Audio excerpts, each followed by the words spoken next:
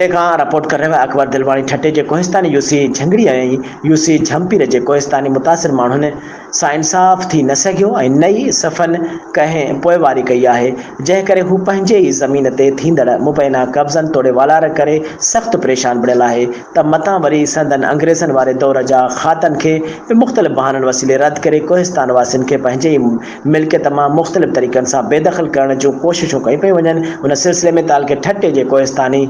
UC झंगड़ीअ जे मुख़्तलिफ़ मुतासिर ॻोठनि ॻोठ शफ़ी मोहम्मद छोरो, ॻोठ हाजी अल्लाह बख़्श छोरो, ॻोठ सादिक छोरो, ॻोठ यूसुफ छोरो, ॻोठ जाफ़र छोरो, ॻोठ हुसैन छोरो, ॻोठ मोहम्मद हसन छोरो, ॻोठ क़ाइम छोरो ऐं ॿियनि ॻोठनि जे केतिरनि ई रहवासियुनि मोहम्मद अयूब छोरो, मियां बख़्श छोरो ऐं शफ़ी मोहम्मद छोरो, दीदार छोरो, मरम लालाणी छोरो ऐं अनवर गुल अमीन ज़ुल्फ़कार